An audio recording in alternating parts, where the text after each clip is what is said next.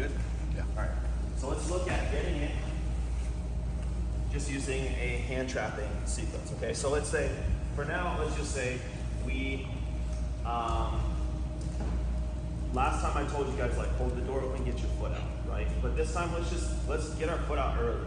Okay. So we're gonna go seatbelt, lock the shoulder here, keep your head tight, and we're gonna automatically bring them to the armpit side and get our foot here automatically. So like instead of it being down, we'll try to put it right in the hip, the line of the hip, and hooking their leg as best we can.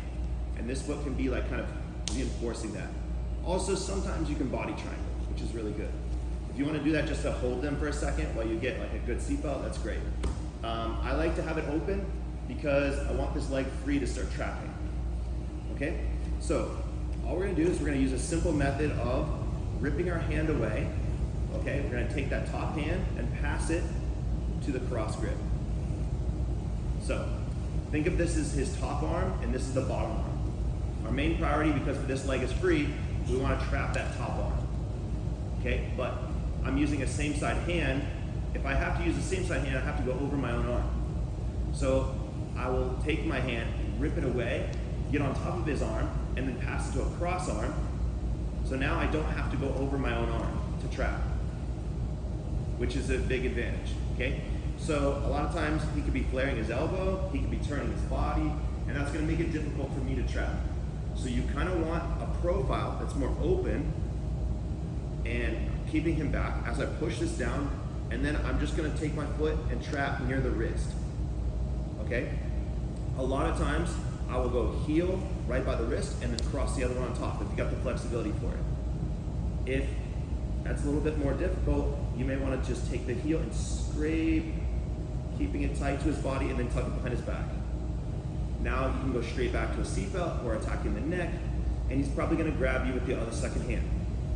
So now I've addressed the top arm, and now I want to address the bottom arm. Okay, so now he's grabbing my hand. I still want to get the choke that we've just been working on, but he keeps defending me when I try to get in his neck.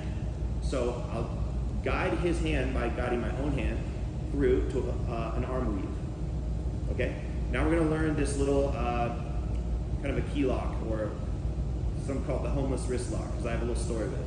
You have a hand goes through the hole, and you ask for some change, then you give it some change, and then you lock your fingers, okay? You're going to project this wrist as low as it'll go, this is aimed straight at his forearm, and this wrist is going to be projected as high as it'll go. So you have two things stacked away from each other. In addition, you're raising your elbow. So watch how it's going to go. Watch. One, and pop his grip. One. As soon as that happens, I hand off and I grab that hand. So it goes one, boom, grab his hand.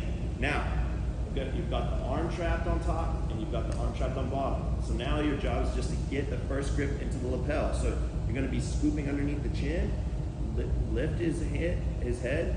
Look how I use my thumb and I lift and then reach further through. Now I can use the lapel and make my first grip. Now I've made my first grip, I grab the second grip, and now it's over. All I have to do is sit him up and take this leg, which was trapping his arm, just throw it on the shoulder, and it's over. So I go 1, 2. Now watch how I'm just going to use this foot and finish.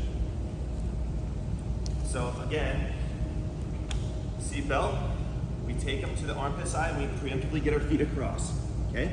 Now, in order to trap this top arm, I rip my hand away, take that hand, pass it to a cross grip. Now, I hold his arm, shrimp wherever I need to be just to get the right position to take my heel and bring it right by the wrist, not the arm here. Okay, right by the wrist. Now I scrape and then tuck it behind his back. Okay, and I can even like move my leg a little bit down towards his elbow and pinch tight on his arm to trap that arm. Now I start attacking his neck. He grabs my wrist.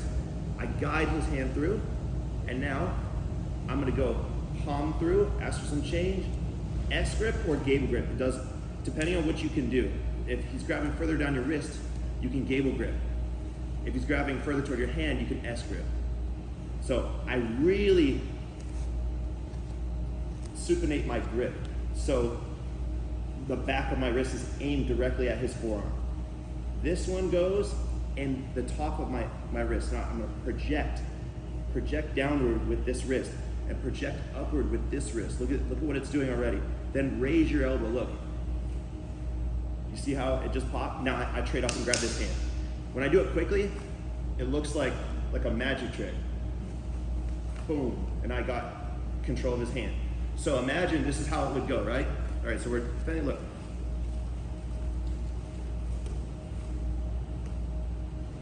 And I've got into the neck. You see how that sequence went? So one, he's got my wrist, rip, rip, rip, boom, pass, trap.